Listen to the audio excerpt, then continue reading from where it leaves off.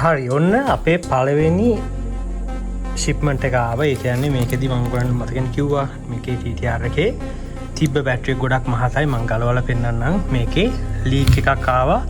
මොකද මේක මෙන්න මේ අතර හයි කරලා තිබ්බේ. එතකොට මම ඔයගොල්ලන්ට පෙන්නන්නම් බයික් එකේ. එතකොට ලීක් වෙලා එක්සෝස්ට් පයිප් එක උඩ වැටලුවලා හීට් වෙලා මුතු ගඳක් ආවා. ඒක නිසා තමයි පොඩ්ඩක් බැලුවේ මේ බැටරි එක චුට්ටක් මාරු කරන්න.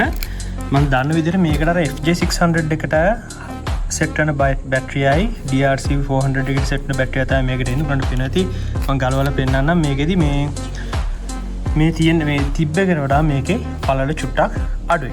අපි බලමු ගලවලා කොහොමද තියෙන්නේ කියලා. එතකොට මේක මම මේක ගෙන්න ගත්තේ YTS Auto Parts එකේ චරිතය කියලා තමයි ගෙන්න ගත්තේ. එයාට මැසේජ් එකක් දැම්මා අයියේ මොනවද මම මේකට දාන බැටරිය කියලා. එයා තමයි කිව්වේ මල්ලි මෙන්න මේ බැටරිය සෙට් වෙනවා කියලා. ඉතින්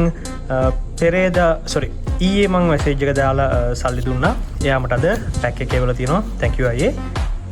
බැටරිය එක ගෙන්න ගත්තා. ඊට පස්සේ ගොඩාක්ම අත්‍යවශ්‍ය දෙයක් තමයි ඉස්සරහ පිටිපස්සේ බ්‍රේක් පැඩ්ස් ටික. මම හිතනවා බ්‍රේක් පැඩ්ස් කියලා කියන්නේ මේ දෙක පොඩ්ඩක් ගෙවිලා තියෙන්නේ. මොකද අපි යනකොට අනිත් හැම දෙයකම ආරක්ෂාවතයි වැදගත් වෙන්නේ. ඉතින් මම බ්‍රේක් පැඩ්ස් ටිකයි බැටරි එකයි ගෙන්න ගත්තා. ඔයගොල්ලන්ට පෙන්නන මේ කෝඩ් එක YT7B4 කියලා. එතකොට 12 volt 6.5 ampere hours කියන්නේ ampere 6.5 made in Thailand කියලා මම ගහලා තින්නේ. හරි අපි දැන් මේක හයි කරන්න යන්නේ. ඔයගොල්ලන්ට මතකද මම කිව්වා කලින් බැටරි එකේ තියෙද්දි මෙතන ලීක් වෙලා ඇසිඩ් වැටලා තිබ්බා. අපි බලමු.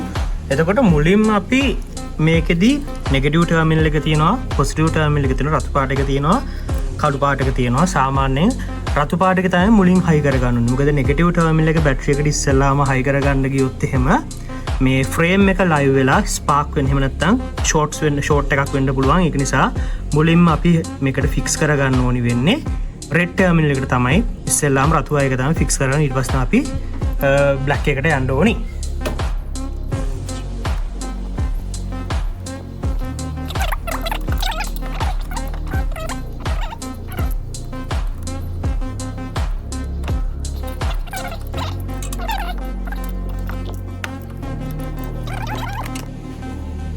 හරි අපි බැටරි එක ෆික්ස් කරලා තියෙන්නේ. අපි ටෙස්ට් කරලා බලමු මේක වැඩ කරනවද කියලා. හරි අපි බලමු. හරි මේක පෙන්නනවා. ඊට පස්සේ අපි මෙතන කිල් එක ඕෆ් කරමු. කිල් එක ඕෆ් කරලා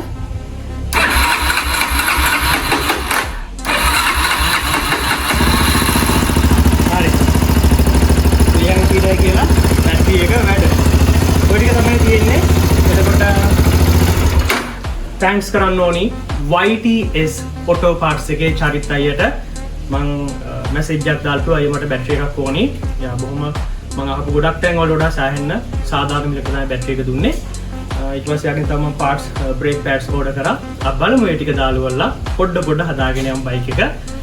එතකොට මට මෙතනදී කියන්න දෙයක් තියෙනවා. මම මේ දවස් ටිකේ දැන් අතන මේකේ වැට් එකක් තියෙනවා. මෙතන ක්ලච් හවුසින් එකේ ලීක් එක බලන්න තියෙනවා.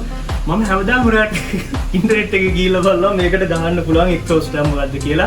RSV කෑන් එකක් බලුවා. ඒවා හැම එකක්ම සාමාන්‍යයෙන් 20000න් උඩ. ඊට පස්සේ මම කල්පනා කරනවා දෙයියනේ මට මේ වැටි කරගන්න පුළුවන් ඒකෙන්. ඒ නිසා සාමාන්‍යයෙන් අපිට බයික් එකක් ගත්තට පස්සේ අලුතෙන් බයික් එකක් ගත්තට පස්සේ පරණ බයික් එකක් අපිට අනවශ්‍ය දේවල් වලට යන වියදම ඇත්තටම වැඩි. අපි ඇත්තටම හරි ආසාවෙන් තමයි කෑන් එකක් ගහන්නේ.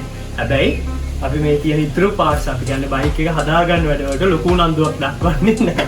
ඒක මම හිතනවා මං වගේම ගොඩක් කොල්ලන්ට තියෙන ප්‍රශ්නයක්. මට හිතනවා ඒක තමයි ගොඩක් බයික්ස් මේ විදිහට නරක වෙන්නේ නැත්නම් ප්‍රශ්න තියෙන හේතුව.